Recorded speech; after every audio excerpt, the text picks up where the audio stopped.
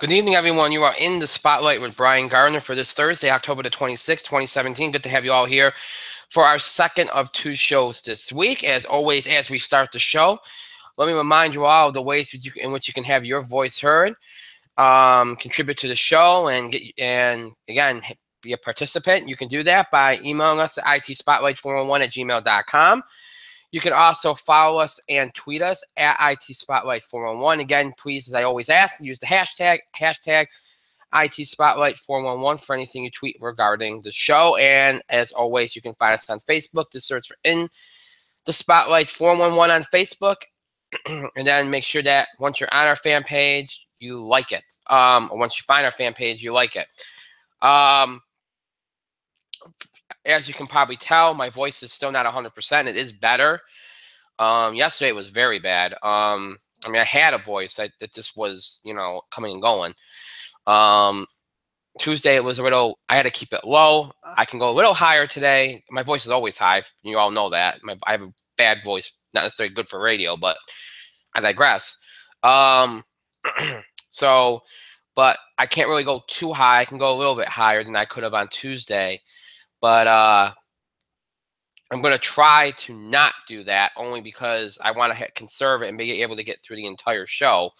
So bear with me as you did on Tuesday, my voice situation, because again, it's not really good. So just bear with me and we'll get through it together. All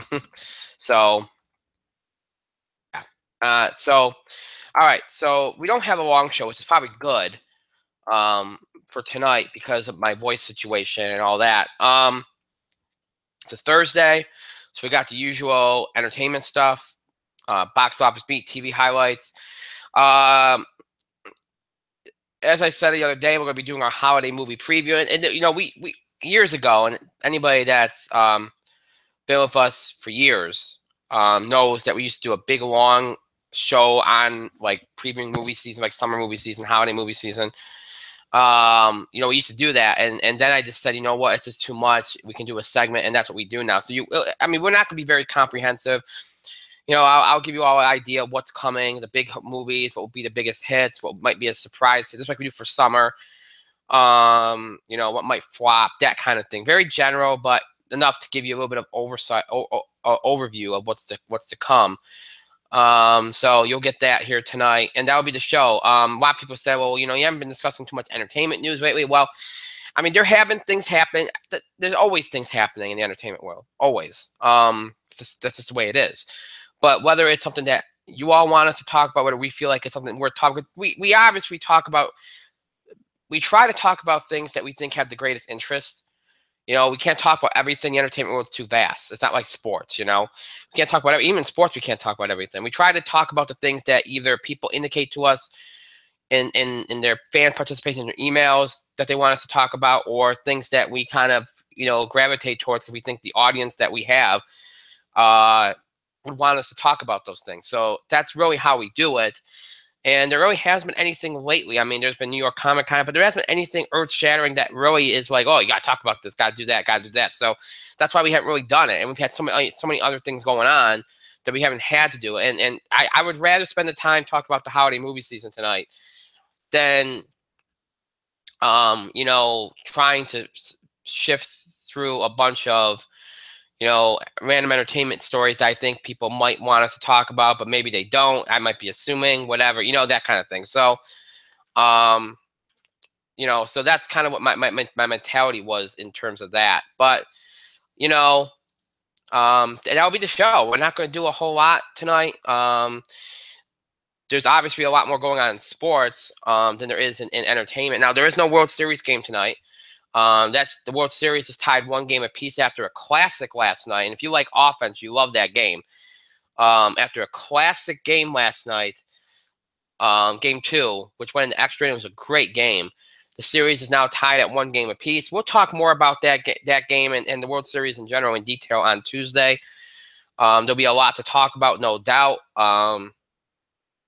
We know we're going to at least get to a game 5 on Sunday.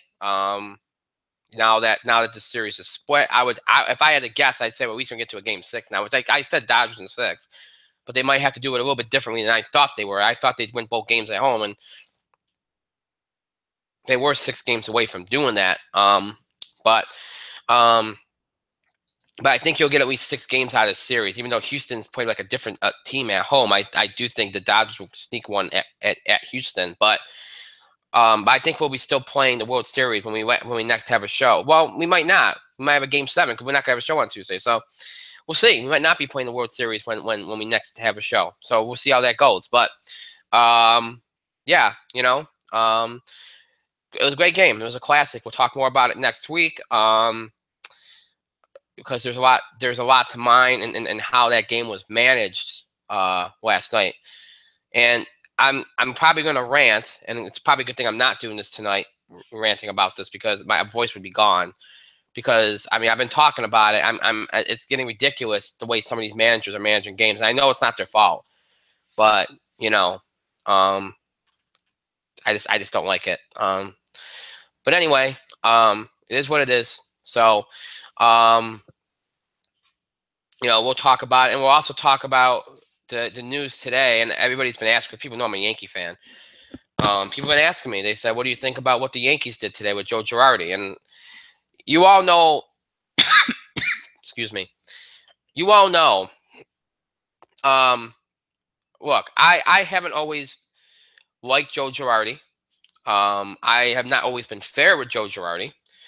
I've said, in the heat of the moment. See, the thing that people have to think about this, okay? I mean, some of us, there's many different kinds of fans, okay?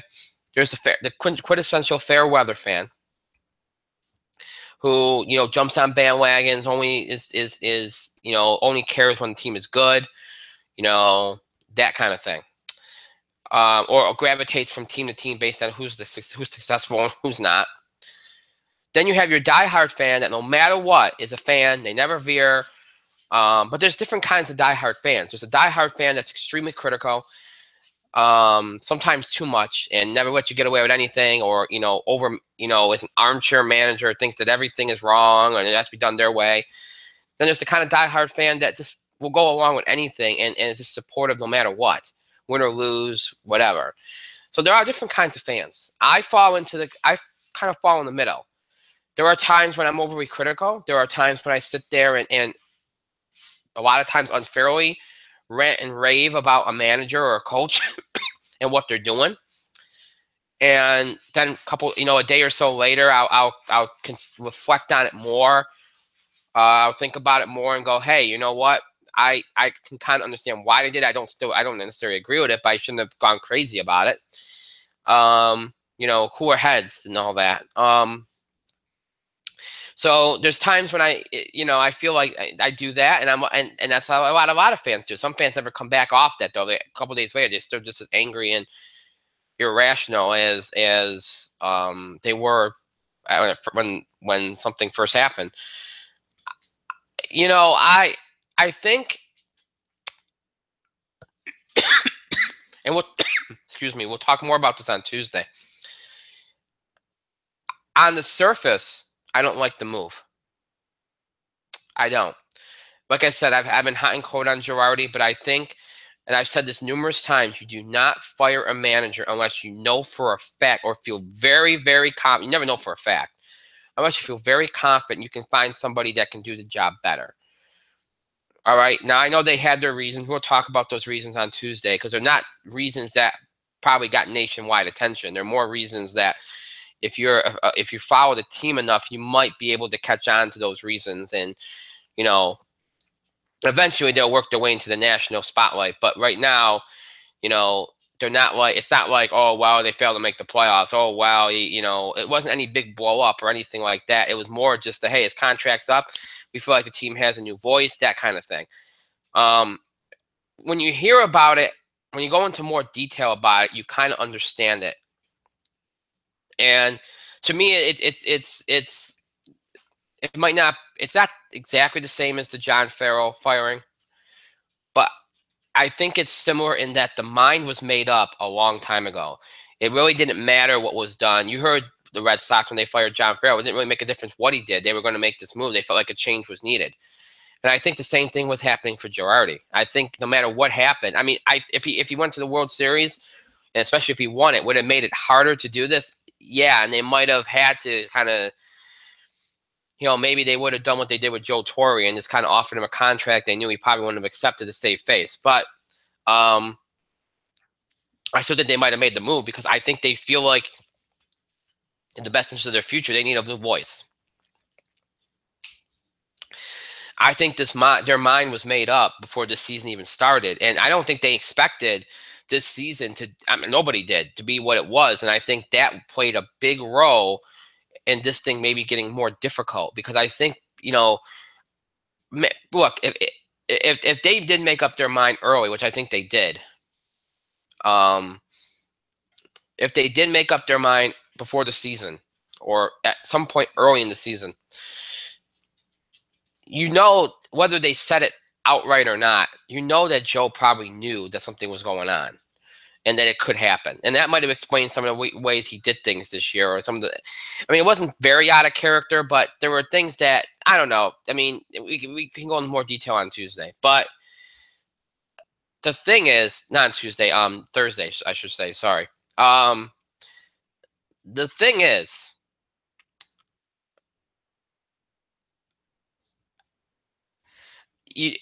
again, he would know if something was going on. He would get the feeling like, hey, I can sense that maybe they've made up their mind. I mean, and then the game 2 ALDS thing happened. I think he probably figured that sealed the deal if there was any doubts. But here's the thing. He knows, okay? He probably knows for a good part of the season that it's probably going to be over with for him. Now,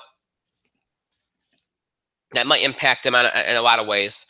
But for the Yankees, they're sitting there like, okay, we committed to this plan. Look what he's doing. This is gonna make it very hard. That they're probably sitting there thinking, boy, you know what? How are we gonna do this? How they had no idea if they had any idea this season was gonna happen like this.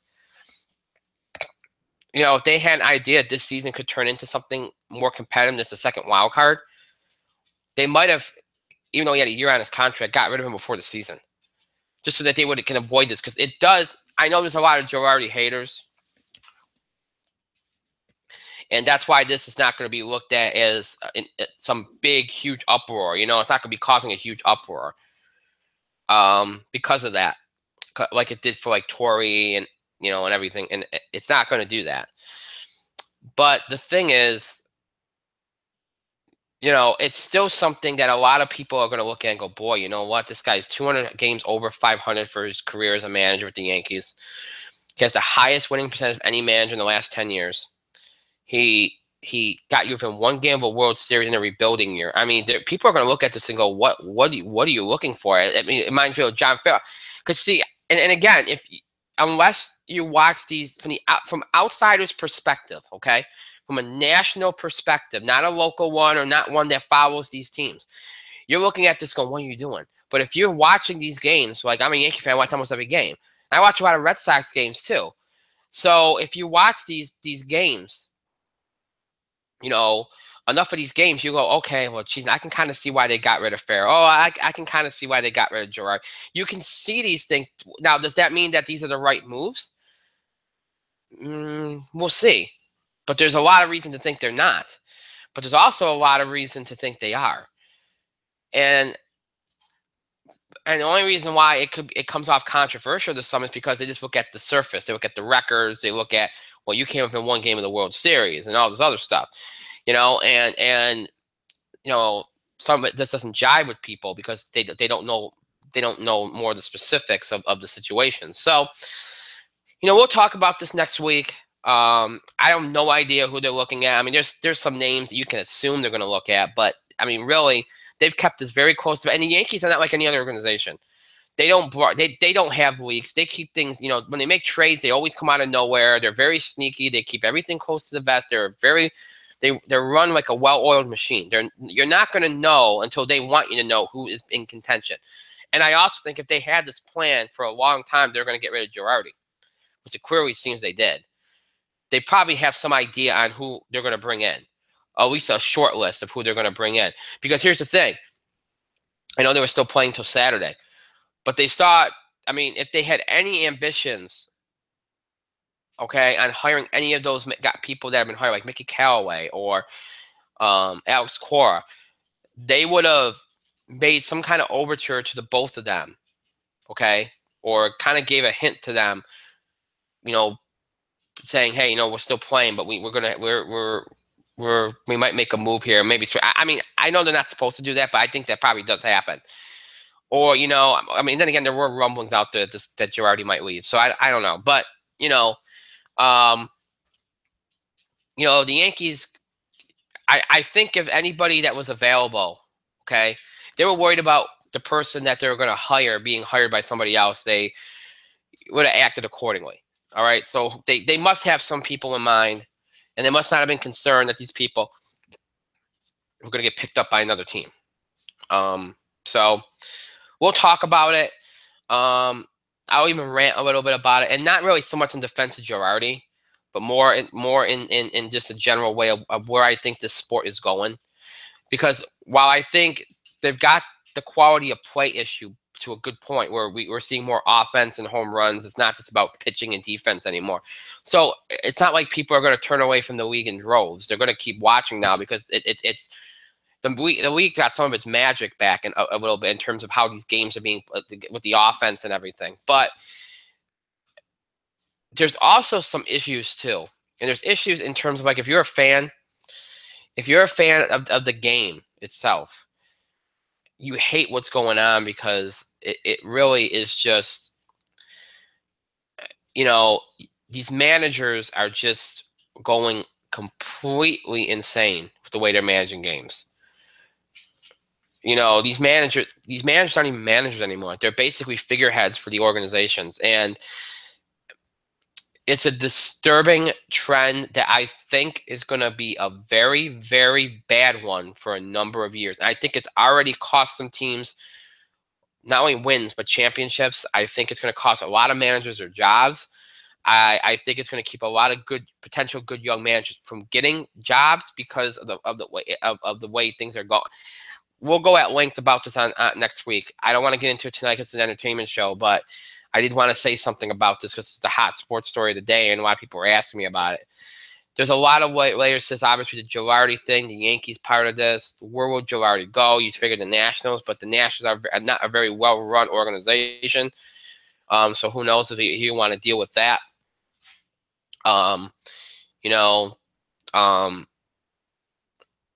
There's a lot to this, and the trends of why these decisions are being made.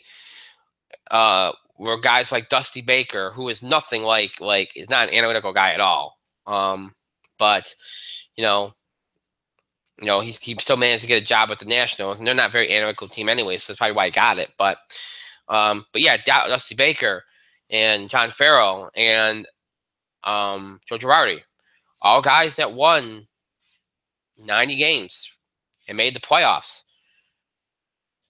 One of which was one game away from the World Series. They're all fired. All of them. You'd never see that 5 years ago.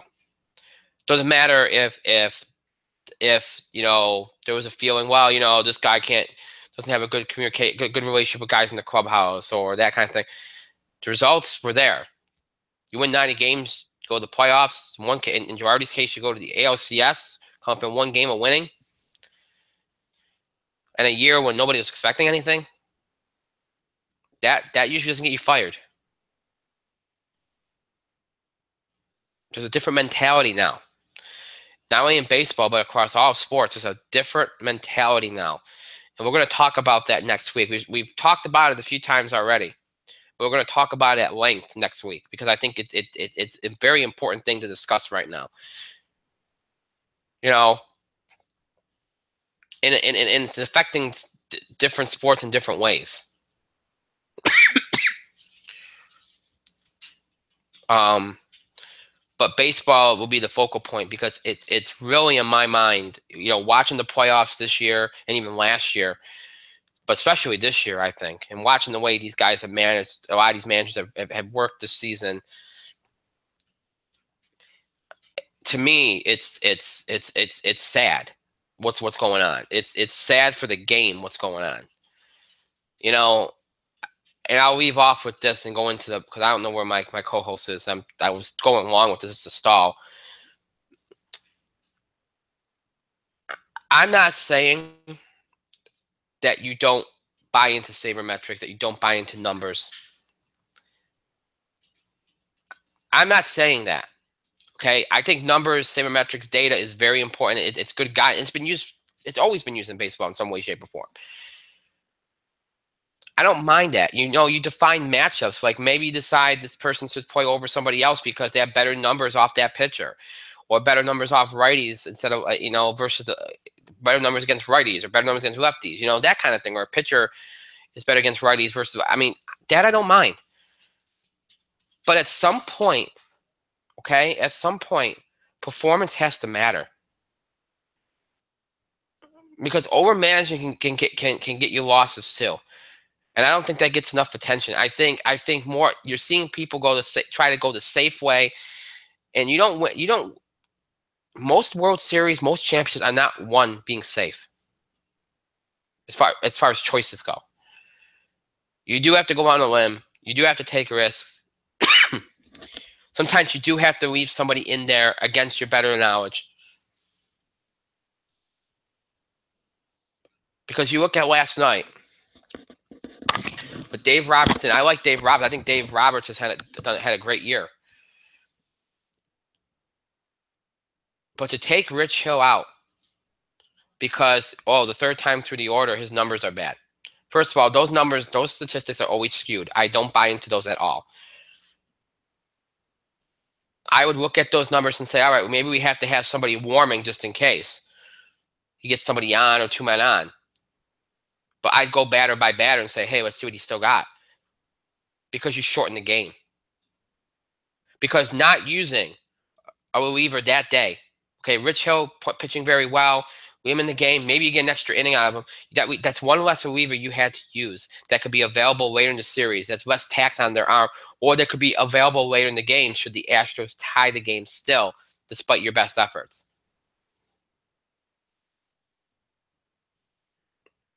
Because you saw it last night. The Dodgers ran out of pitchers. You lifted Rich Hill in the fourth inning.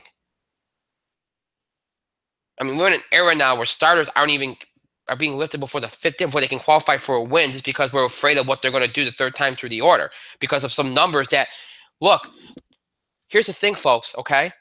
And I know there's not a short sample size. Rich Hill pitched most of this season. Okay, didn't spend time on a DL or anything like that. So, but here's the thing. Okay? You look at those numbers. If Rich Hill has a couple of bad runs at the end of a game, late in the game, okay, that skews the numbers, makes them look worse than they actually are. Or even if he does do that, it could be as simple as more singles are hit against him. And more people get on base late, but that doesn't mean that he's giving up the lead. That doesn't mean that he's blowing up on the mound. You let the performance, you have to make decisions with your eyes too. You have to. Because there's no excuse for what happened last night. Dave Roberts is and again, we'll talk about this more next week, but he's a great manager. He's a young man, but I see a lot of potential in him. I think he's got a great personality. I see things in him that if they just let him manage the way managers should manage, I think he could be great. But last night was terrible. It gave us a classic game with great late inning heroics and home run after home run. It was great. It's great theater. It's great base. It was a great game.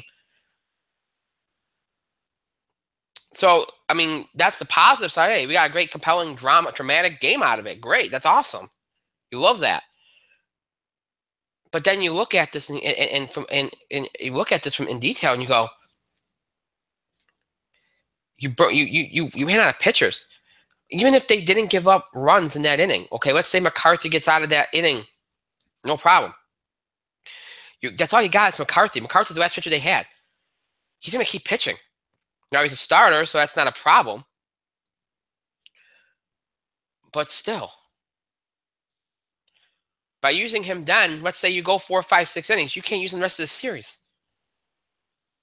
If it goes that long in the extra innings, you can't use him for the rest of the series. And then you got no long relief. And if you get in a situation like that again, you have no long relief. You're done. That's why you don't do that. Now, I understand that if he keeps Rich Hill in and he blows up on the mound, gives him 4 or 5 runs, I'd be like, well, you should have took him out. Again, if you're that worried about the numbers, I'm not saying you shouldn't look at the numbers at all. If you're that worried about the numbers, you say, you know what? He's had a bad hit. You look through the third time through the order, like, oh, sometimes he's iffy. Let's get somebody up. We don't have to use him. Let's get somebody up and take it batter by batter and see how he does. He gets through the fourth, and you're like, okay. You don't freak out with 1 man on. He gets 2 men on. You freak out. You go, all right, get the pitching coach. All right, maybe they score a run next. Then you get him out of the game. Then you get him out of the game. You don't freak out because he gave up a single or just because there's 2 men on. You don't freak out like that. There's going to be jams throughout the game. It doesn't mean like that doesn't mean you pull the pitcher. Okay? You don't do that. Or at the very least, if you're going to do that, if you're going to get the starting pitcher out before the 5th inning, at least if you're going to do that, then one of your relievers has to give you a little bit extra to make up for that, so that you don't have to go through everybody before you even sniff the 10th inning. And then you're left with 2 pitchers left on the mound, or 2 pitchers left in the bullpen. I mean, either one. It was terrible. But we'll talk about that next week. Again, World Series shifts to Houston tomorrow night for Game 3. I was wrong about the pitching matchups the other day. I said it was Darvish and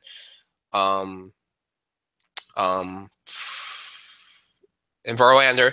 Darvish is pitching Game 3 against McCullers. They pitched Hill in Game 2, so I was wrong about that. I forgot they made that switch. So yeah, Darvish and McCullers. McCullers was great in the ALCS, so we'll see what happened. Remember, Houston's a different team, a different team at home. That's a scary proposition for the Dodgers. I think Game 3 is a dangerous game for them. I could see them losing Game 3. I could. I mean, I like the matchup against Morton in Game 4, but I could see them losing Game 3. I like the way McCullers is throwing the ball right now. I really do. But we'll see how that goes. Game 3 Friday, Game 4 Saturday, Game 5 Sunday, all from Houston. If the Dodgers can sneak a game, then, you know, more than likely you're going to see this series go back to LA, because I don't think I think Houston at least get a game at home. So you know, we'll see how it goes. We'll talk about next week along with the Girardi stuff and everything else sports related next week on the show. I'll talk more about what the schedule is going to be like next week later. I don't want to do that right now because we're already firmly into things here. But Mike is in the spotlight now. How you doing, Mike? I'm finishing eating. Okay. That's what I'm doing. Good for you. Okay. Awesome. Yes, it is good for me. You son of a... Anyway. All right. So give you a little bit of sports here. Let's jump now. Let's get to the box office here. But first, let's talk about what's happened. And what happened was very predictable. Excuse me. We said the power of Tyler Perry could prevail, and it did. To 21.2 million, which again was right around what I thought, 20 million or so. So not too shocking there. And I said that Geostorm would probably flop, and it did. 13.7 million in its opening weekend domestically. Again, I said, with everything that's going on, with all the natural disasters and everything, do you really think people are going to see this movie? I mean, again, and I don't think people would have saw it anyway, but I don't think that helped. I think that made it even harder to imagine people seeing the movie. Now, it did make 52.1 million overseas, so it's up to 69.2 million worldwide. It's still got a $120 million budget. So it's going to be very, very hard to break even there, especially since this was a very heavily publicized movie. So again, classify and with everything that's going to be coming out in the next couple of weeks, we'll talk about in the holiday movie preview in a few minutes. With everything that's coming out, in the next few weeks, there's no way that it's going to compete. So the chances of it making any significant profit are gone. So this you can classify as a flop because not only flopping here, it's flopping badly here, but it's not doing well overseas either. So again, that one, I said it was a risk. It was a risk for a flop, and it lived up to that billing. With Tyler Perry's Boo 2 carrying the seasonal audience, the Halloween audience, and its own fan base, Happy Death Day dropped 64% to 9.3 million, dropping from first to third. Again, fairly expected. It's a horror movie. That's kind of what happens sometimes with these. They drop. Even it drops significantly, not as significant as some other horror movies would have, but it does happen. So nothing shocking there. Blade Runner came in, dropping from second to fourth to 7.3 million. It's not bad for its third week, given everything that's happened. Kind of a surprise. Only the Brave came in fifth with 6 million. I thought I'd do better than that. Appeal to more older audience. Had a lot of a little bit of buzz around that. I thought would do better. Didn't. So, kind of weird, but nonetheless, a little bit of a disappointment there. And then you had The Foreigner, which dropped from third to sixth in its second week with 5.7 million. And everything else under 5 million, including the new release, The Snowman with Michael Fassbender, which really shocked me. I thought, again, that there was a little bit of anticipation for this, at least early on when this movie started getting promoted. And I didn't see as much promotion late as I thought, so maybe they knew something. And then it ended up, it's only a $35 million budget. So, 23.7 million right now, made 19.3 million overseas. So might break even, but still kind of a disappointment. I thought at least get some of the older audiences to jump on it and at least get into the 10 to 12 million range, but didn't happen. Only 3.3 million in eighth place, which is it put it right behind It, which is still doing well at 3.1. You figure It's going to hold up well this next week or so of Halloween. That's probably going to be the Halloween movie du jour this year. So yeah, disappointment there. So disappointment with The Snowman, a little bit of disappointment with Only the Brave, and Geostorm, a big disappointment. So really, Hollywood, was lucky to have Tyler Perry this weekend because it's the only thing that kind of held the box office up.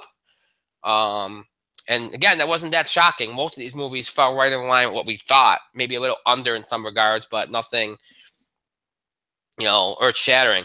So that's the story about last week, because nothing else I can talk about in regards to last weekend. Now, you flip the script to a weekend, which can be very difficult to predict.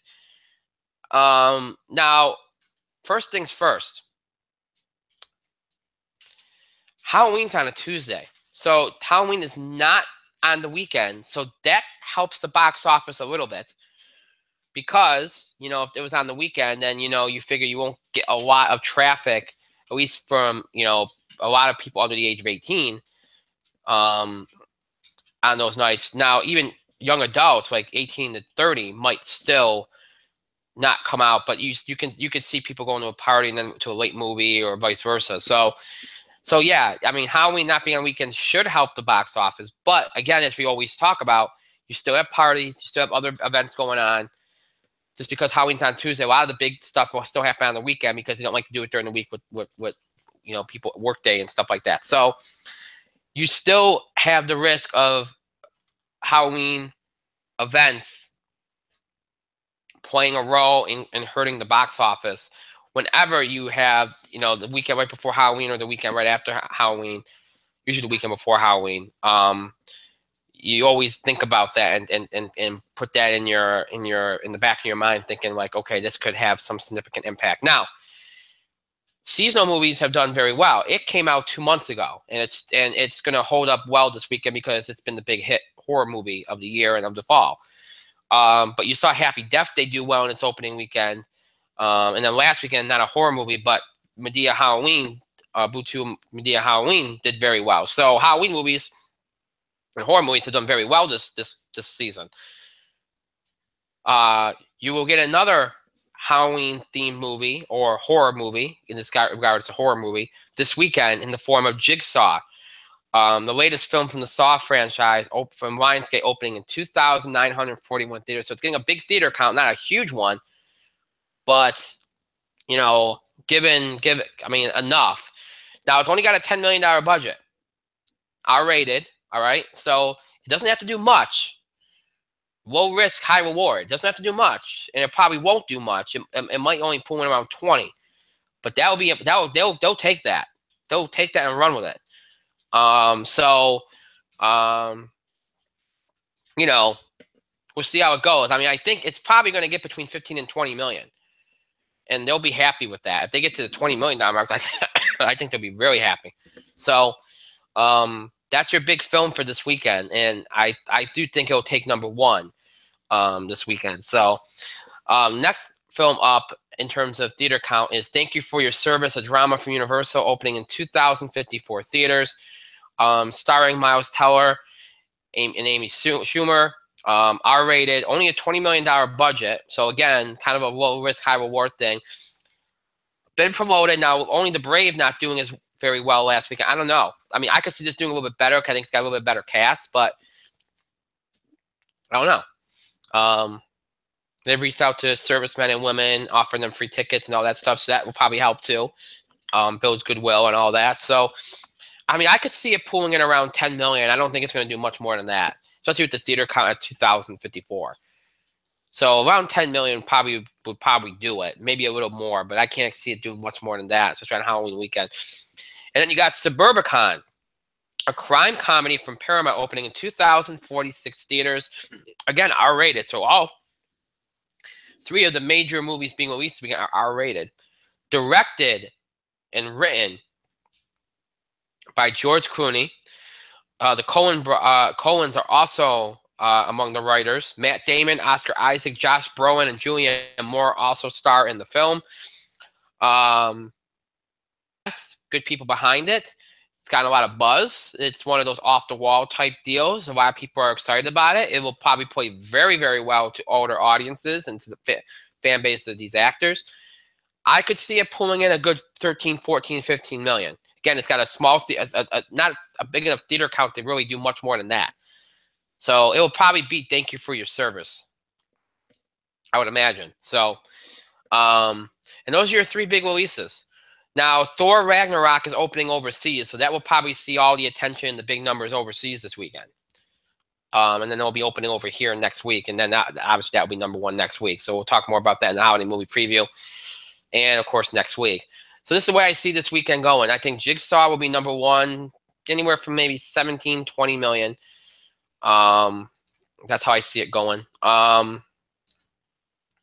Let's see here. I don't know how far Medea is going to drop. It's going to be a close race between Medea and Suburbicon. I'll say Medea movies usually drop. I'll say Suburbicon in second with around 14 million. Medea Halloween in third with around 13 million. I think it'll be that close with those two. Thank You for Your Service, 10 million. Geostorm will probably be around 8. Happy Death Day around 7. Blade Runner around 6. And then that's all I think that will be over 5 million. I think everything else will be under it.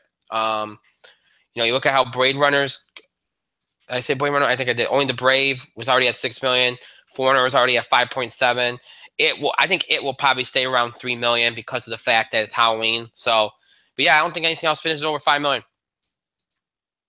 So it ends up being an okay weekend, kind of like this past weekend was just because of what's going to be at the top, as far as gross goes. But the box office is probably extremely happy that the holiday movie season gets underway next week. That's all I'm going to say, because they need it. God knows they need it. But yeah, that's how I see this week going.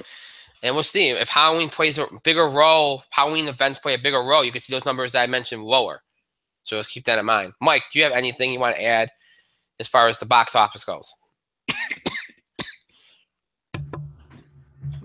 Do I have anything I want to add about the box office? Yes, Mike. No. I mean, who cares about Geostorm? Nobody did. Clearly.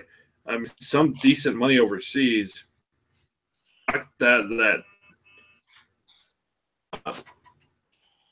high box office, low reward, and it really starts to make you wonder. Not the type of person like, oh, is this person a draw anymore? You kind of have to ask Hollywood power players. And Hollywood power players are generally dickheads to begin with, I guess. Ask if you're a Hollywood power player, is Gerard Butler that much of a draw anymore? The lead actor on this movie. It was another Gerard Butler thing. And let's be clear, there wasn't really another draw in this movie, I think. So it kind of makes you wonder, is Gerard Butler the kind of draw that he used to be? For a little bit. But even if, but let's be clear here, Gerard Butler's drawing power aside, I don't think a movie starring The Rock and George Clooney and Meryl Streep, Tom Hanks, and Zac Efron, and every major Hollywood draw could get this movie over $50 million this week. So nobody wants to really go see, I guess, about weather causing havoc on Earth. Weather's causing havoc on Earth. It's called friggin' global warming. And that being said, please still continue to donate to the people of Puerto Rico instead of seeing fucking Geostorm this week. Absolutely. I'm just pointing that out. Geostorm. I bet Geostorm was caused because it was like the weather. Somebody hacked the weather thing. It was your old hacker who got his phone taken away by his mom. Ooh, he's the big bad of Geostorm. He's causing chaos all over the world because he can't play with his cell phone. Maybe you shouldn't cyberbully, you asshole. Solve Geostorm. To the point, I don't know what happened in Geostorm. Like many of you, I didn't go see it, so it doesn't matter. But you know what? I don't think there was a ton of interest in it, especially after the major hurricane season. The huge damage these hurricanes have done. So it's hard to even when they were promoting this in Britain and Gerard Butler showed up on the Graham Norton show. They directly brought up a huge storm Great Britain was impacted by. And they were like, oh, yeah, well, hurricane or tropical storm, whatever it was. I think it was Maria, but I don't know. So such and such. Yeah, it really hit home. It really hit home, and Gerard Butler's like, yeah, it did. Goldblum said something, and everybody laughed. The end. That's generally the thing. Jeff Goldblum said something, everybody laughed. The end. Jeff Goldblum is an interesting interview. What's happening? Oh yeah, horror movies. Don't care. Sincerely, do not care. Jigsaw's coming out because we needed another one of those. If you are a fan of the Saw franchise, you'd probably enjoy it, but. Oh no! If you thought Saw should have ended after the third one, you probably do not want to see this one. Now, I super do not have any other movies to talk about. The only movie I give a damn about that's coming out soon is Thor Ragnarok.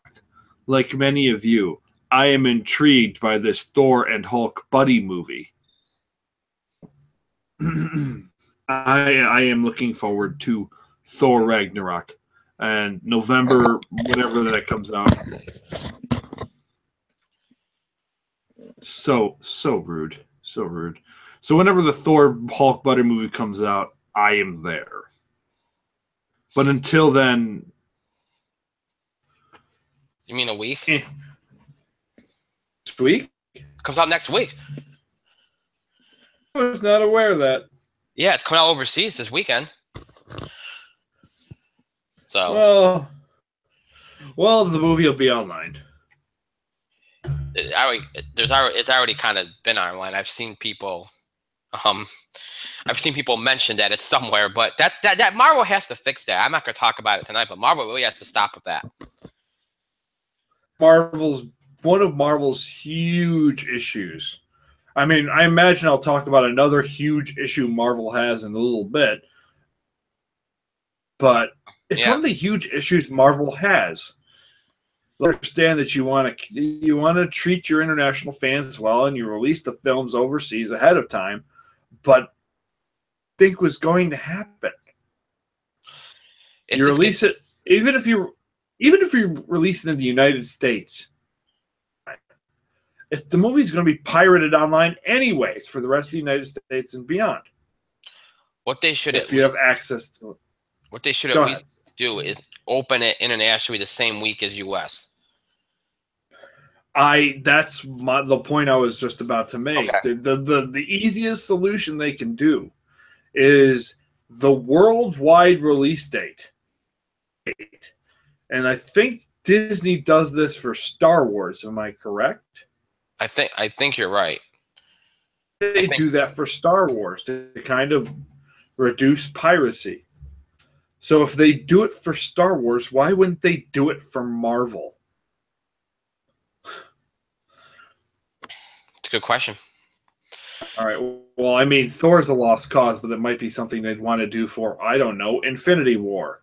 Yeah, they got to. I mean, Black Panther, you can get away with it, but Infinity War, I'd be very careful. Very careful. Because that's your 10-year big deal. You don't want to mess that up. But the way I see it is you have an international thing maybe on Tuesday or Wednesday, and you have then you have the other one, Thursday? Do one on Tuesday, one on Thursday. Yeah. I mean, yeah, it's still gonna leak online like Wednesday night or something, but that gives you only a day it only gives people a day to go look for it, and you know what I mean? It won't be as much. Yes. Instead, you do it the week before, and it gives these people a full week to kind of see the movie before it comes out. Like, I don't know, but that's always been a pet peeve of mine. It's gotten progressively worse every year with them continuing to do this. But anyway, moving on. So we'll see. We'll talk more about Thor and the holiday movie box office in just a few minutes. But first, we got some TV highlights to get to. So I will go quickly first because I have only a few things. First of all, Walking Dead came back. Yay. And first of all, I'll give them props. They did that Talking Dead episode of all the returns, including Michael Rooker. They got a Mary Poppins mention in there, Mike. That was great. The only thing I could possibly care about regarding Walking Dead. Yeah. The literal only thing. Yes. But yeah, they brought Rooker out. They did Mary Poppins. But yeah, they had Michael Rooker. They had Scott Wilson, who played Herschel. Emily Kinney played Beth. T-Dog was there. They brought a lot of people back, and just the way they handled it was really, really good. I'll give them props for that, for the 100th episode celebrating like that. Now, here's my thing, though. It was a good episode. The actual episode was good. And, I know a lot of people get upset with the aesthetics, like the fact that Scott Gimple likes to make everything more, like, different cuts and, more artsy and that. I understand people get crazy about that. And I sometimes I do, too. It really depends on what the episode content is. And this one, I kind of got it. I thought it worked. But let me just say this, all right? First of all, for a 100th episode, I'm really shocked they didn't try to make it an extended. Like last year, they had extended episodes left and right. I know they had the 2-hour Talking Dead, but I'm really shocked they didn't try to extend the episode. I'm really also shocked they didn't make something special out of the episode. I know they had the whole thing at the beginning where it was a throwback. Instead of Rick, it was Carl, like from the first scene of the show with the gas station. I mean, that was cool, but other than that, there really wasn't anything. I mean, it was like any other episode, any other premiere of Walking Dead. It didn't have much I was going for. It was still a good episode, good cliffhanger, lots of action. I felt like they got off on the right note. Very well done. But for a 100th episode, to me, there should have been a little bit more of a specialness to it. I don't feel like it was treated like that. I feel like they're like, well, we got Talking Dead afterwards, now make it special. Well, why not make the episode more special? You know, that would be my thing. That was my only criticism, but it's still a very good episode. Last week's Gotham I thought was good. I might have been a little more upset if I didn't think that the death in that episode was gonna not matter, because I think you know, what they did to Ra's is it's not the end of him. The guy was made a series regular. You know, they've done this before where, you know, the villain of the season kind of gets taken out in the first half, and then they reappear at like midway through or in the last half of the season. It's kind of what they like to do. So I totally expect that to happen here. And I get what they're going for, and I like it. And I get that they had to kind of back off of Bruce because they focused so much on him in the first 5, which they had to do, and I'm glad they did. You know, and now they're going to get into some of the other plot lines like the Sophia Falcone, which I like. I like that we're back to a more of a mafia, mobster type thing with the Falcones, Sophia, and Penguin. I like that. I missed that from the first season. It was one of the strengths of the first season was that stuff. I thought that you should have some of that stuff in Gotham. That's always been kind of there. So I'm glad to see some of it back in play. And I like what they did with Grundy. I thought was that could have been a complete disaster, and it wasn't. They made the way that they did it was fine. They kind of went with the same origin, just that it's Butch, so it worked. Pairing him with Enigma was a smart move. The only thing I didn't like was the ending, because I don't like tying in Lee to it. I don't understand why we have to have Lee in a fight club as a doctor. I don't understand that part of it. I feel like they're trying to do what they did with Barbara with her, only they're not taking her. They're not making her crazy insane. They did that for a few episodes because of the virus last season. But I feel like they're like, oh wow, you know, we want to keep her on the show, but you know, well, it's boring just to have her with Jim, and so wow, let's just keep throwing her into different things, and you know, let's give her more of an edge, but let's not make her like it feels like they're doing what they did with Barbara, where every so often they're kind of doing a different variation of her.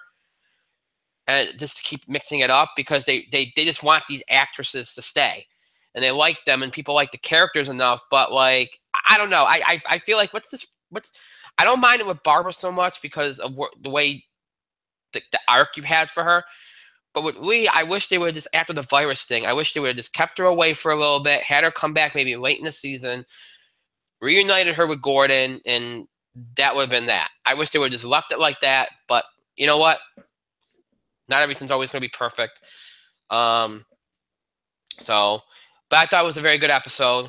I liked last week's South Park. I thought the whole thing with the retirement home and the opiates, and I thought that was good. I liked the way they did that episode. That was really, really good. Especially the God, I'm blanking on the quartet singers, Cartman, Kyle, Kenny, and Butters singing those songs was really good. So that was probably the best part of the episode. I'm watching Flash, but I'm not going to recommend it. Register Tomorrow I actually like. I think they had a great start. Great start. Arrow, not going to say anything. It's not all bad, but it's not good enough for me to, and this point is to recommend it, but I'm not going to recommend it because I just don't like where they're going. I mean, I like parts of it, but I mean, it's not season 4, but compared to last year, it's a real rough. What else did I watch this week? I watched The Blacklist, but I wouldn't recommend that. I thought it was boring. It's very boring. I think they're taking way too long to get into some of this stuff with Tom and Red. Way too long. It was interesting at the beginning, and the different vibe was fun, but now it's already played out. So I think this is the last season for that show, I think. What else was there? What else did I watch this week? Gifted. I really, really liked it this week. Getting Polaris, and I'm blanking on the guy's name, the dad. Shoot, I can't think of his name. I'm blanking on his name now. That bothers me. But getting them out of prison was a. I mean, they built up to it long enough, and I was just in time because it's going to be played out. Very, very good setup at the end of the episode. Nice riddle. I like what they did because this is the halfway point of their first season. And it almost feels like we're about to enter a new season in a way. It's like, okay, these first 4 episodes or so were about the beginning of the show.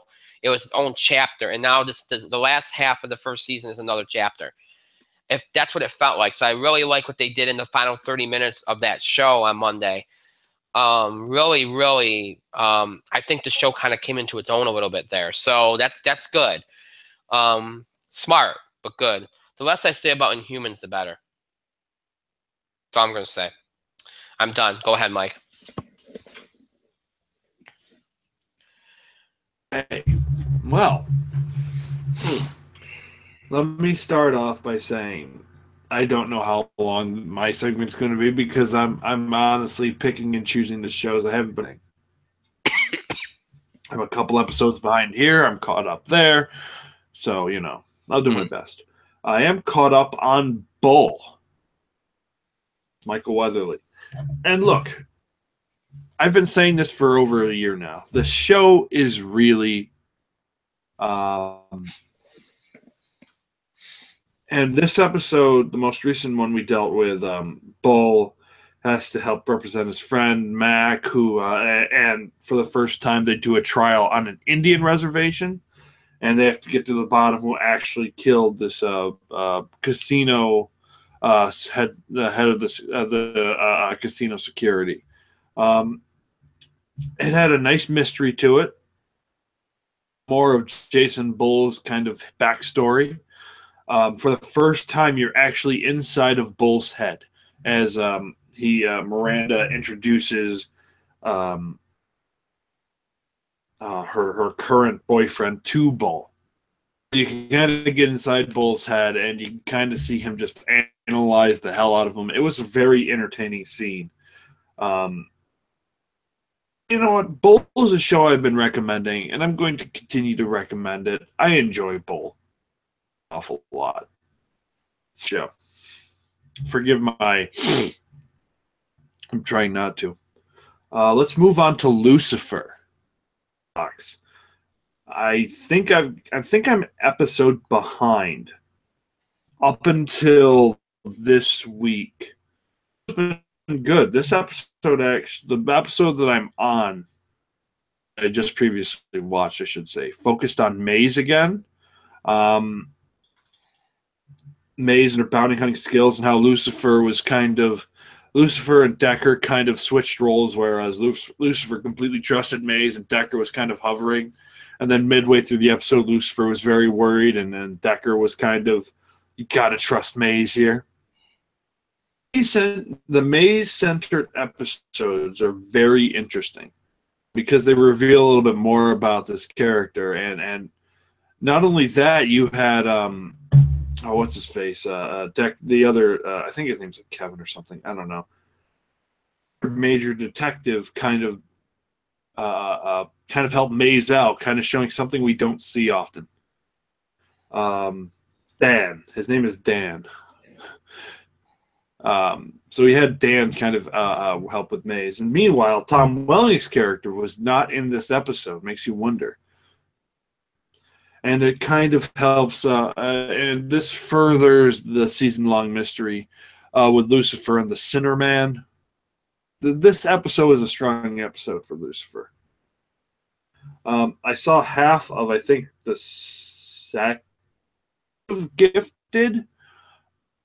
It was intense. The stuff with Blink was cool, and how she was in a coma, and that stuff happened. So I think I'm like an episode and a half back. And Amy Acker does great work always. Strong in this episode. The guy who plays the guy with the light powers is like, he's all right. He's okay. Polaris. And I imagine we're going to get more Polaris. And the episode I'm on, we finally see that her hair is green. All right, here we go. We're doing it now. I wonder if we're going to get some sort of mention of Magneto sooner than later. I don't know if it happens in the episode that you're on, but I'm halfway through, and I think it's really rather good. So So let's go to the CW. On Flash. Just wondering for when when A. Wells' character, Harrison Wells' character, shows up, and we get Harry Wells.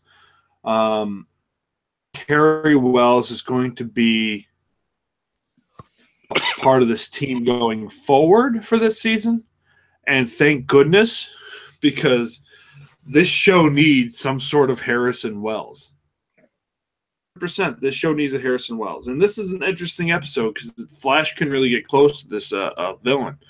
The villain, who is traditionally unlucky, normally she has the worst luck ever.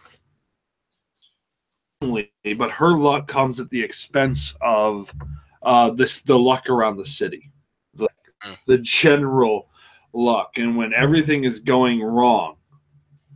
And everything's going right for her. Everything goes wrong in the city. An interesting Flash villain. Because there's nothing really the Flash could have done, really. So in the end, it was Wells and Cisco that kind of saved the day. And then Flash just got to handcuff her. I mean, I think it was probably one of the stronger episodes this season. Fortunate thing with this, though, is that we're losing Kid Flash. Kid Flash. I don't know if he's leaving the show or hiatus. I don't know. He might end up on Legends of Tomorrow, I heard. Considering apparently they're losing Firestorm after this season. That's a bad move. Firestorm's pretty important. Kid Flash is not going to be on Flash for at least for the next couple episodes, and that's too bad.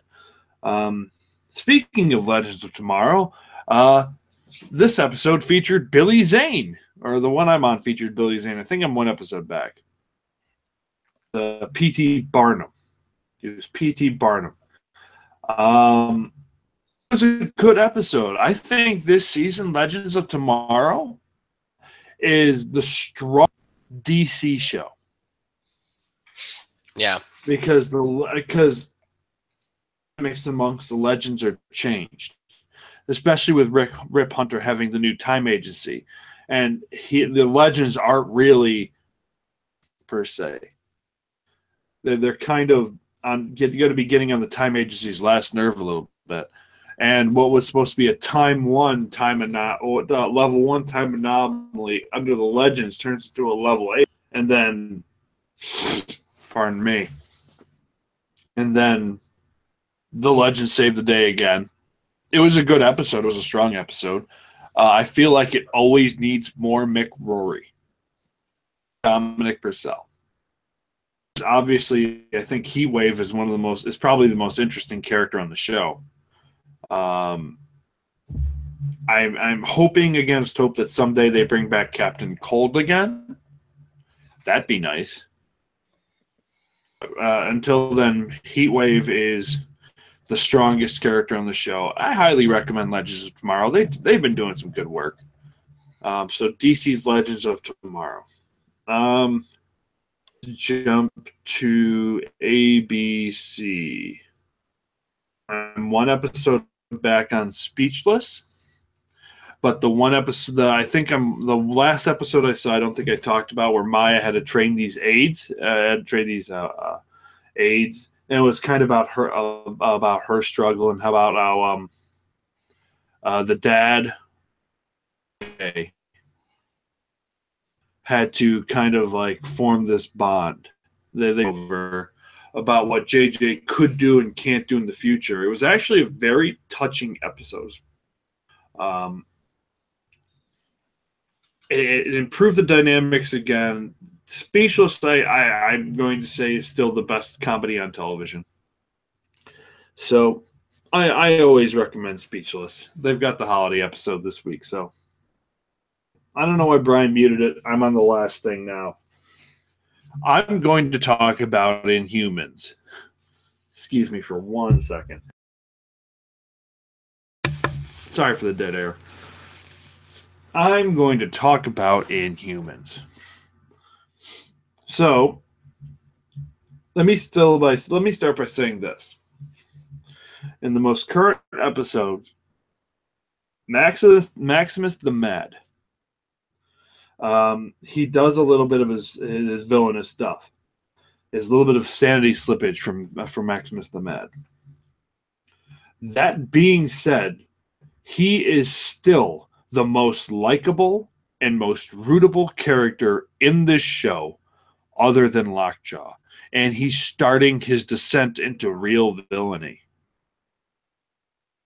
And he is still the most likable character in this show. Black Bolt, I will say this, Medusa and Crystal are extraordinarily unlikable. Medusa and Crystal are so unlikable, it hurts. Mortis continues to be one of the most likable characters in the show, even though he's a bad guy. Mortis is interesting. Mortis is very interesting.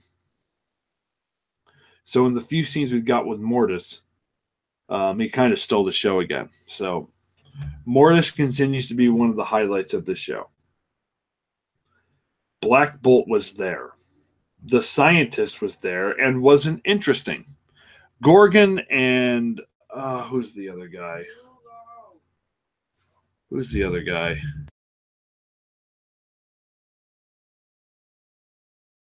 I can't think of the other Inhuman guy.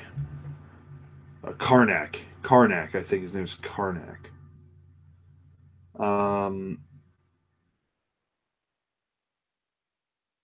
I think his name's Karnak.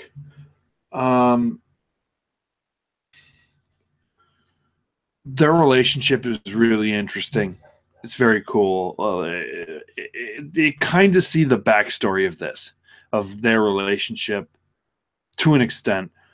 And you can kind of see how this situation has kind of evolved their relationship towards the better. So that being said, it's one of the more positive aspects of this episode, but most of this episode was Medusa and Black Bolt, and then Karnak and his girlfriend, who they broke up at the end of this episode. It was kind of like bullshit, but whatever. Because now we're still stuck with the weird-ass doctor, Louise. Not interesting, by the way. And Medusa. And I love how Medusa and Black Bolt in the very end get called out on their bullshit by one of the Inhumans that was sent to help Maximus, but they kind of stole her power. I love how she just spent the entire episode calling them on their bullshit, and Medusa just threatened. Medusa just threatened. It was embarrassing. I think the name was Flora. Yeah, it was Flora. She was. I don't know what her name is. Locus. So, her best part was she called shit, and all Medusa could do was threaten her. Bolt was do is like just kind of do stunned silence. I'm hoping the show will get better, but the fact that Louise Parker's still there and she's very annoying. She's annoying. Medusa and Crystal still are not. Black Bolt just kind of continues to exist, and all the charismas with Maximus and Mortis. It's hard to like any of the heroes in Inhumans. I'm just going to say that. It's hard to like anybody in Inhumans. So I just mentioned two of the three characters who are inherently likable. Wow. It's Maximus, Mortis, and Lockjaw. Right. Although I will say Karnak and Gorgon, their relationship kind of helped out both characters this episode. It really did. That being said, giant meh.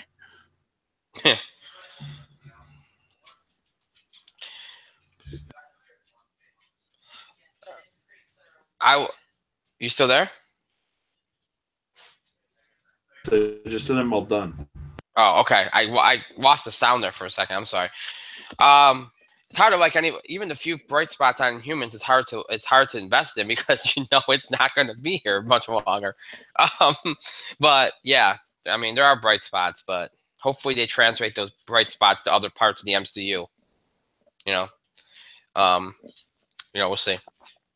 But okay, so we got through the TV stuff. We're going to jump back. We went from film to TV, and now we're going back to film from TV. So, and this is something that we do. We only do it for the holidays, and we do it for the summer. And we look at what's coming up. And again, we don't go into too much detail. We kind of just go like, okay, which films are going to do well, which ones are going to flop. Kind of give you an overview of what's coming. That kind of thing. That's really all we do. Obviously, there are movies on the surface you're going to look at and you're going to go, all right, we know they're going to be huge. And the biggest one you're going to think of is Star Wars The Last Jedi. Obviously, that's going to be the big kahuna. And that's, of course, in December once again. 3 years in a row of Star Wars movies in December. This one will obviously make $1 billion, like the previous two have. Rogue One, and of course, the big one, which made $2 billion, which was Force Awakens. This one might be able to. I mean, I wouldn't have said this 2 years ago, but this one might be able to beat Force Awakens because a lot of anticipation. You're going to get more Luke in this one with Carrie Fisher. May she rest in peace. With this being her last movie, or last appearance as Leia. That will probably drive some of it. So you look at those things and you figure that this one could do at least as well as the Force Awakens or better. So that's the big one that's definitely going to rule the holiday movie season. And then you think about what else you got. And next week, the holiday movie season starts with the release of Thor Ragnarok, which will do well. And it'll probably do better internationally than here because they always have. Should still be good enough to pull in maybe around $300 million here. Because they're selling it as it's got this major impact on Infinity War, Avengers Infinity War, and plus you got Hulk in there. They're presenting it as a Hulk, Thor, essentially buddy cop type deal. And of course, they're also representing this as more of a Guardians-like film with comedy, and that might help it too get over more here than it would have, usually done. It's going to do well. It'll probably close in on the $1 billion mark, which I don't usually say for the Thor movies, but I think this one will probably do that because it's got a little bit more mass appeal. Now before that, Thor is really the first big movie. You got Bad Moms Christmas on Wednesday, which should still do well. Those movies do well. They got the female audience; they'll do well. But that's not obviously in that the big like Thor is. So you have that, and then you go into another comedy, for more of a family comedy, Daddy's Home 2, which the first one did reasonably well. I'm a lot of people think they're doing a bad job releasing this so early. At least waited to Thanksgiving. The first one was released, I think, right around Christmas, I believe. So, people are kind of weirded out by that, but it should still do reasonably well. It's not a lot of family movies and stuff, so it should do reasonably well. What else? Oh, Murder on the Orient Express, which really could go either way. It's got a great cast with Johnny Depp, Michelle Pfeiffer, Daisy Ridley, Kenneth Branagh, Judi Dench. Very good cast. But it's a story that's been done before, and I just don't know how people are going to respond. This depends how well Thor does. It also depends on how many people are clamoring for this. It is a thriller. It's got suspense to it. People might be into that. It looks well made. It's going to probably play older. It's probably going to play older, which I mean that means it's going to find an audience. But I can't see it being some huge hit. It could be like a modest one, but that one worries me a little bit. I could see that one not doing well. If Thor does better than even its expectations are, and you got Daddy's Home too, I don't know if I could see it doing well. And the week after, you got Justice League. And look, you could say whatever you want to say about the DC Cinematic Universe. It's going to do well. Okay? It's going to make at least 800, 900 million worldwide. And you also know too with Wonder Woman essentially being at the center, and they've hyped her through the whole promotional process since June. And with the Wonder Woman movie coming out early this year and being the biggest surprise and probably the biggest hit of the year so far, that goodwill and that momentum could help Justice League probably do better than it would have done. So that's probably that's going to be a huge release there. You also got Wonder, a drama, which probably won't play well with Justice League, and then the Star, an animation film, which probably won't play well with Coco coming out the week after. And Coco is this year's big Disney Pixar movie. I know they had Cars 3, but obviously that's part of a franchise. It did well, but this is their big original type. I'm going to try to win an Oscar type deal, and it's going to be a big hit. It's going to drive the family train for the holiday movie season. It's going to see an audience. That's been a big animated film since what, summer? So you got that. It's got that going for it. Probably play well to Latino audiences because of the content. So it's going to play well across the board. And being released night before Thanksgiving, as always with some of these animated movies Disney has, will play well for it too. And there's a horror movie coming out with it, which is odd. Polaroid, I don't expect much from that. But, Coco will probably drive the business that weekend. You got a low weekend after that. December 1st won't have any major new release, which is something that happens a lot. We know that. And then the week after that, you won't have any big releases except for an action comedy just getting started, which stars Morgan Freeman, Tommy Lee Jones, Rene Russo, which again will play to order and won't probably do much. So here's what's interesting about this holiday movie season before I finish it off with what's going to be happening around Christmas. Next week you get Thor, Daddy's Home, then Daddy's Home 2, Murder on the Orient Express, then Justice League, then Coco, and then you got 3 weeks, okay, with nothing big coming out before Star Wars. So you can see this is what's happened the last couple of years. First couple weeks of December, you don't see anybody even try because they know Star Wars is coming.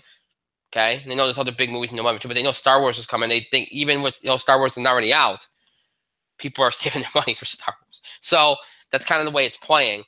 Star Wars, again, The Last Jedi will come out on Friday, December 15th. We already talked about that. Ferdinand, an animated film from Fox, will be also opening that day. It'll probably get some attention, but with Coco coming out right before and with Star Wars and kids, families are still coming to see Star Wars, I don't see it doing very well. It's just wrong timing. They probably should have waited till like January or February or something.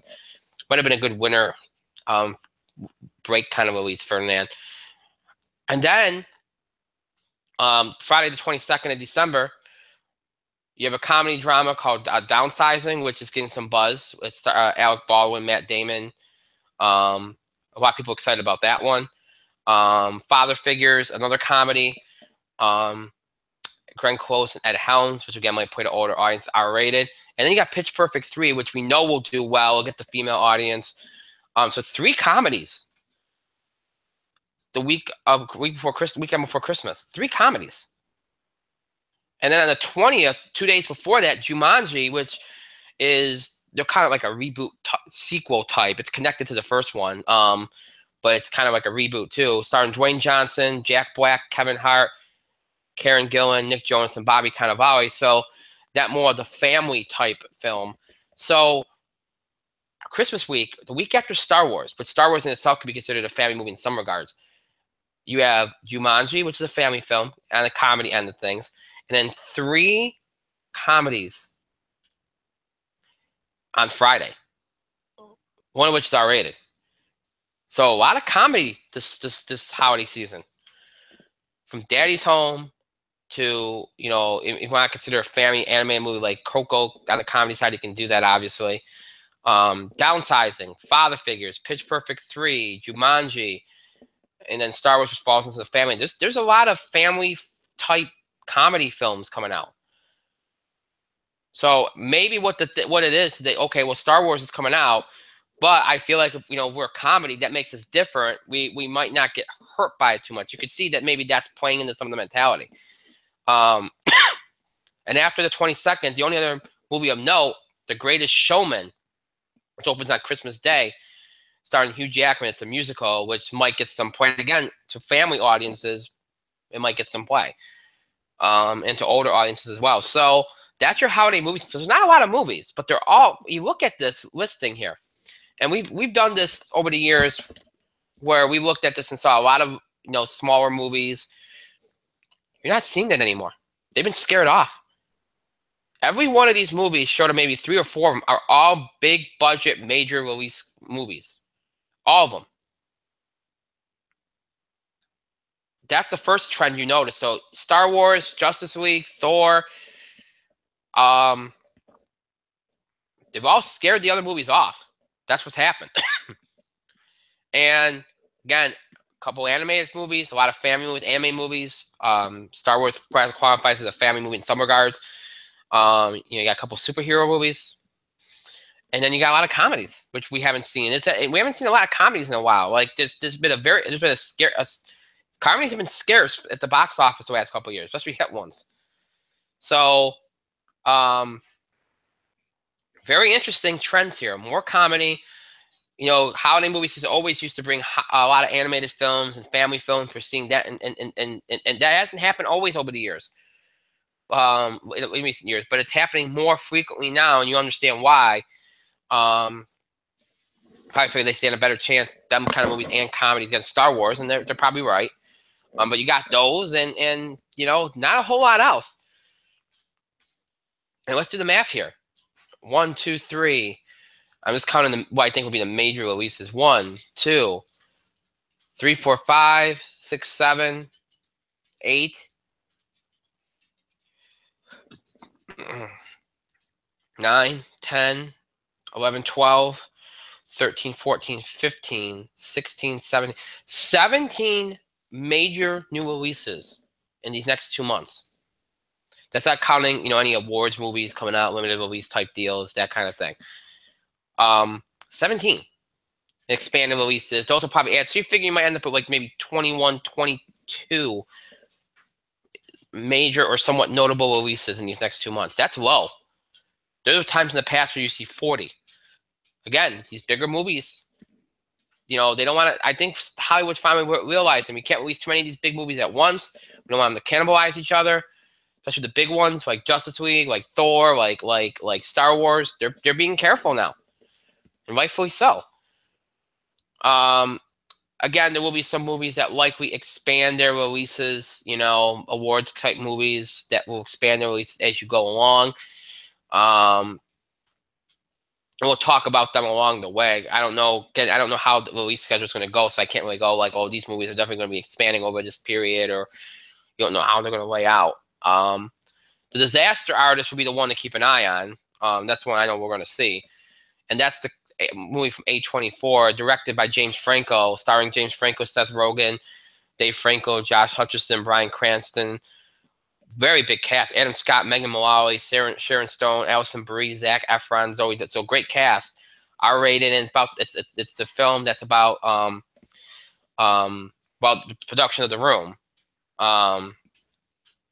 And that movie is getting a lot of buzz. Got a standing ovation at some film festivals. So that will expand. It comes out December 1st. It'll expand its release, and that should be something that gets a lot of play. And that will factor into this. Again, that's another comedy. So there you go, a lot of comedies. So trends, comedy, the return of more family type films that the family can see on that level, animation, a couple superhero movies, but that's going to happen. Those are your trends, and not a lot of major releases, and they're all kind of spread out a little bit more than they have been. I mean, in November, they're kind of on top of each other, but once you get to December, they're kind of broken up a little bit. You got a couple weeks in early December where there's nothing, which could help the Disaster Artist as it expands because they won't have much competition. So, interesting things to note there. As far as hits, like I said, Star Wars will be the biggest, both domestically and worldwide. You figure Thor might end up being the second biggest. Justice League might be bigger domestically than Thor. But I think Thor will be bigger overall because of the international gross, and then Justice League will probably follow suit. Again, I worry about Murder on the Orient Express. I think that could potentially be a flop. It could either do okay or it could be a flop. It might end up being better internationally. We'll see, given the cast. Coco, I think, will be a very solid hit. It'll be the big animated film for the season. Again, it'll probably do really well internationally. So that one will be right up there too. Will no doubt be in the top 5 there. You figure it's good. The way I see it lining up, and I'm going to combine domestic. I mean, like I said, Justice League will probably do better domestically than Thor. But overall, in terms of worldwide gross, I think Star Wars will be 1. I think Thor will be 2. Justice League will be 3. I think Coco will be 4. It's the way I see it going. I think Disaster Artist will end up being a somewhat surprise hit. And it won't be that surprising, but people are going to look at the theater counts and not think it can do much, but it probably will, just because of what it's about. I think Daddy's Home 2 will be okay. I think Ferdinand will end up being okay. I think it'll do all right enough. Pitch Perfect 3 will probably be that other big movie. I think they're selling it as the last one, so it'll probably be that other big movie. The 5th big movie. Downsizing, I think it's going to be a hit. A lot of people are excited about that one. I think that won't be a hit. And do better than maybe people expect, even though, again, there's a lot of buzz around. Jumanji will probably... Actually, I take that back. I think Jumanji... No, Pitch Perfect 3 will do better than Jumanji. I think Jumanji is the one you want to be careful of. I don't think it'll flop, but I could see it underperforming. Only because I think a lot of people will be afraid because of the original, and even though The Rock and Kevin Hart will guarantee it makes money. How much money, though? But Star Wars, and that's good. I think competition might hurt that one more than some of the other films. I mean, it'll do okay. I don't think it'll do huge, but I think it'll do okay. The Greatest Showman's the one I can't really get a read for. It's coming out right after Christmas. I think it'll play well to older audience, but I don't see it doing a lot. And I think the musical trend has died down a little bit, to be honest. So I don't know if it's going to, I just don't know if I see it doing like a big number or anything, which I don't think they expected it to. So when I look at it, I think it'll go Star Wars, Thor, Justice League, Coco, Pitch Perfect, Jumanji, as far as the big movies go in terms of what they do overall, and everything else fall into place after that. The only movie I think, as far as the big ones, I think is a worry for a flop is Murder on the Orient Express. Again, I could see Jumanji underperforming. I think Downsizing will end up being a surprise, a little bit more of a surprise hit. I mean, I know there's buzz around it, but I think it'll do better than people expect it to. And again, I think Disaster Artist will do better than maybe people think, given its theater count and so on, because again, considering what it's about. So, and that's really all I can, usually we have a lot more to work with here, but there's not a lot. There's not, again, you figure, I'm only seeing 17 listed here, but you figure with award, there's those movies that are going to be released limitedly that will expand their release. Some of those awards type buzz movies, those will be in play. You add those in, you figure those will be coming up across the next couple months. You figure at ultimately you're going to end up with about 21, 22 major releases. That's not a lot for the holiday movie season. So it's not, it's a holiday movie season that has a lot of big movies, but that's it. Nothing else, which is unique. Very unique. And I think that's going to be the reality. Because I think, movies like Star Wars and Justice League have scared a lot of these smaller movies off to say, hey, we'll wait till January, or we'll push it out in October instead. What they've done. That's why you probably saw more movies in October being released than you would have seen because of that. So, Mike, you got any thoughts on what's to come in this holiday movie season? Not yet. I'm going to see how it plays out first. Also, I'm super tired, so my brain is trying to function here. Well, that's a bummer for a special segment. Fine. Let me go through it really quickly because I don't want you to bitch and moan. I was just joking around. Relax. You don't have to do it. All right, you sassy bitch. Anyways, Jesus. Star Wars is going to do exceedingly well. Are you surprised? No, I'm not surprised either. Gesundheit. Thor is going to do very well. There's a lot of hype for that movie. Get into it. Justice League will do just as shitty as every DC movie that isn't Wonder Woman. It's going to be front loaded. I do not have faith this movie's going to be any good, especially with Josh Abrams with it, not Abrams, Joss Whedon and Joss Whedon and Zack Snyder at the helm of this movie. I think it's going to be very front loaded that total. I think Murder in the Orient Express will be a moderate hit. It's one of those movies I'm very interested in, although I do see the potential for it not doing well domestically. I think it'll do very well internationally. That's an important thing to note. Coco will do very well. It's Pixar. It'll probably win the Oscar because why not? It's Pixar. And it looks really good anyway. Similar to almost, it's similar to Book of Life. That movie. I haven't seen it yet. It's embarrassing. What else? There's comedies. I don't know. I know Daddy's Home is coming out, starring Mark Wahlberg and Will Ferrell and John Cena and Mel Gibson and John Lithgow. That movie will do very well. The first Daddy's Home did surprisingly well. I think this one will do a little bit better. What else did you say? What other movies am I forgetting? I'm not looking at a list. Well, you talked about Justice League. You talked about Star Wars.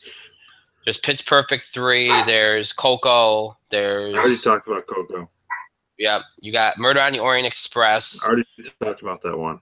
Yep. You got I'm just going off of these couple comedies. Wait, you got Hugh Jackman's musical The Showman. Downsizing as a comedy. There's a lot of comedies. Disaster Artist, which is a limited expanding release in December. That's really it. All right, hold that thought. Let me talk about The Showman real quick. It'll do almost as good as Les Miserables, but it won't get. The Showman isn't as popular as Les Miserables is. Could it be popular? Yes. Could it be more popular? There's a chance. Hugh Jackman's attempt at getting another Oscar nod. It could be good, could not be good. I don't know. Trust you. Pitch Perfect 3 will do about as good as every other Pitch Perfect movie. So about 100 to 200 million at most. Manji has a chance to being a huge smash. Some older generation people are going to be hung up on the fact that the original with Robin Williams was a super fucking good movie.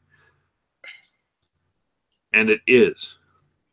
But I think this is kind of a different movie. This is kind of a different Jumanji. It looks very good. I'm looking forward to it. I think it'll do just fine. Maybe about it'll get its money back plus some. I think it'll do better than Baywatch did. It'll do better than Baywatch did. And The Disaster Artist. I think this one could be in line for an Oscar. It is the one movie I think I'm looking forward to almost as much as Thor Ragnarok, because it's about the documentary of The Room. It's the history of Wiseau and Greg Sestero. Okay. It looks really good. Critical hype to it. The Room is a cult favorite, so this type of movie would be right up their alley. It's right up my alley for sure. So I'm really looking forward to it. I think it'll do all right, maybe about 60, 70 million. It'll probably be in contention for maybe a couple awards this year and all the other awards things. So there it is.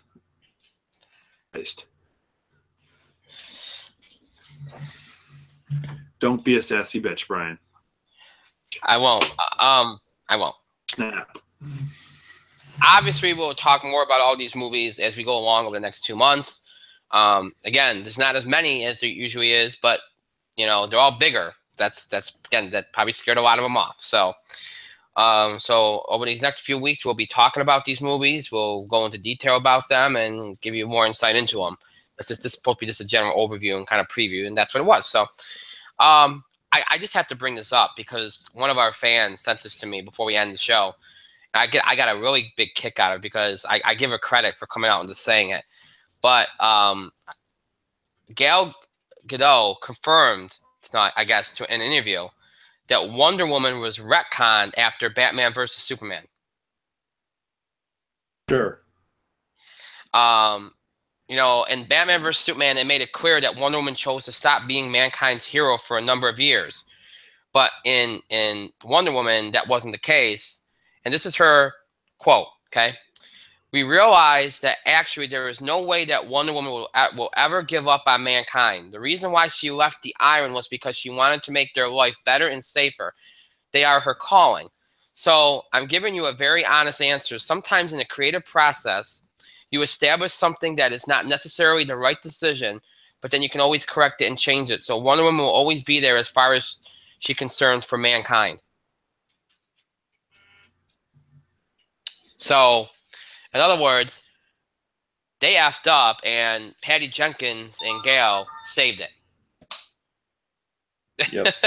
which again, nobody should be completely shocked by, but you know, I just love the fact that she came out and said it, because normally she would have been like, oh, you know what, they tweaked a few things, you know, but saying, oh, you know, I mean, she was diplomatic about it, but the fact she just came out in detail and talked about it was kind of interesting to me. So one of our fans sent that to me. Thank you for that. I hadn't seen it, but interesting. So good for her. I'm glad she was honest about it and came right out and talked about it. So I think we'll be seeing a lot more of interviews like that in the coming months and years, I assume. So, you know, interesting. All right. So I just want to get that out. So that's it. We got through everything. Before I talk about what's to come next week, as always, as we end the show, remind you all of how you can interact with the show. It's because the show is over. It does not mean you have to stop contributing or interacting with us. You can continue to do all that and send us your feedback, your questions about the show, scheduling, questions, reactions, or opinions on things we talked about in the show, topics, things we said, all that kind of stuff. You want to give us suggestions or topic ideas related to sports, entertainment, wrestling you want us to cover, general feedback, any of these things you can do by email, Facebook, and Twitter. You can email us at itspotlight411@gmail.com. You can follow us and tweet us at itspotlight411. Remember to use the hashtag itspotlight411 for anything you tweet regarding our show. Anytime you tweet at us, make sure you use that hashtag. Very, very helpful. And of course, you can find us on Facebook. And you search for us on Facebook using our title in the Spotlight 411. And then once you're on our fan page, or once you find it, make sure that you like it so that you can follow us and all that good stuff. Again, Facebook and Twitter are very important in terms of our show. Very important in regards to our show. Think that just stalled the heck out of me. Anyway, very important in regards to the show. So, yes, I heard you, but still, that was funny. All right, so very important when it comes to our show, Facebook and Twitter. You want to make sure that you follow us, so make sure that you do that. You can, again, search for us on Twitter. Just look for us at itspotlight411. And then also, of course, search for In the Spotlight 411 on Facebook, and then make sure that you follow us on both so you get the latest information about the show, especially when it comes to scheduling. Any last-minute announcements, delays, postponements will be announced on social media. And, of course, we also post random things on Facebook and Twitter as well. So to have access to all that and more, make sure that you follow us on Facebook and Twitter. 2 ways to keep up with the show and look back at classic episodes. You can either stream us anytime on Google Plus and YouTube.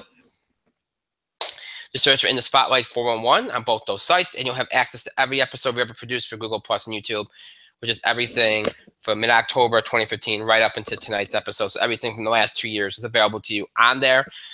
So you can stream those episodes anytime you wish. If streaming's not your thing, maybe prefer to listen to us on the go, or just listen to us in general because you don't like streaming us or watching us on screen, or maybe interested in older episodes of the show. If any of that applies to you, make sure you go to our main host sites, Podbean and iTunes.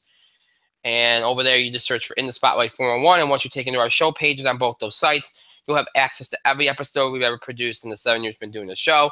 So everything from our original Blog Talk radio run from October 2010 to January 2011. Everything from our Talk Shoe run from January 2011 all the way up to mid-October 2015. And, of course, all of our Google Plus and YouTube episodes from mid-October 2015 right up into tonight's current episode. All transfer into audio format for your convenience. Those episodes are available to you as well. Episodes are in order from most recent to the oldest. Every episode we've ever done in 7 years available. Again, in order from most recent to the oldest, and all in audio format for you to listen to. You can listen to us on the go. Maybe miss an episode, miss a part of an episode, want to check an episode again. Whether you're a long-time fan, new fan, you can check out any episode you want. Look back at episodes, all that stuff you can do on our main host sites, Podbean and iTunes. Just search for In the Spotlight 411. Again, Google Plus, YouTube, Podbean, iTunes, all ways to keep up with the show and look back at classic episodes. Again, Google Plus, YouTube, Podbean, iTunes. All ways to keep up with the show and look back at classic episodes. To search for In the Spotlight 411. Again, search for In the Spotlight 411 on all those sites, and you'll be able to do all that and more. I want to thank Mike for being here tonight. Thank you, Mike. And I am going to bed because it is time for bed. Thank myself for another great show. Pat myself on my back, and thank all of you for your continued support and your contributions to the show. Thank you so much for watching. And to those that will be watching, listening to this later, thank you to you as well. That is it for this week. Now, next week, there will be no show on Tuesday for Halloween. Okay? No show. None. Zip. Zilch. No show. Keep that in mind. There's no show. That's what that means. That's what that means. Okay? So don't ask me. No show on Tuesday for Halloween. Now, my decision was, what do I do? Do I do a show on Wednesday and Thursday, or I just do a show on Thursday? Ultimately, I decided to just do one show because we don't have a lot of entertainment stuff next week anyway, so we can get away with combining the two shows. We have a lot more sports stuff than we do entertainment next week. And there's no pay-per-views or anything, so we can get away with doing the one show. So there will be only one show next week, and that will be a week from tonight, which is our first show of November. So it's our last show of October. It'll be our first show of November. It'll be November the 2nd, next Thursday night, November the 2nd, 9 o'clock Eastern Time, here on YouTube Live. That will be our next show. We'll do box office, TV highlights, all the big wrestling stuff we have to get through, Raw, SmackDown, all that good stuff. Sports-wise, we'll have a lot to talk about. We'll have NFL, Week 8. We'll ahead to Week 9. We'll do a little college football. We'll have the playoff rankings, do all that stuff. College basketball, in a lot of ways, will get underway a little, just for some teams, Wednesday. So, maybe if there's anything interesting there, we'll talk about it. Sports-wise, we've got to talk about Joe Girardi. We have to talk about, we'll be talking about the World Series in more detail. So it'll be a big show, but it's the only show of next week. So that'll be all on next Thursday's show. So until a week from tonight, I hope you all have a great rest of your night, a great weekend, and a great start to your week next week, and also a great Halloween. Please be safe. Enjoy. We'll see you back here 1 week from tonight, Thursday, November the 2nd, broadcasting and streaming live on YouTube. At 9 o'clock Eastern Time. Until then, have a good night, everybody.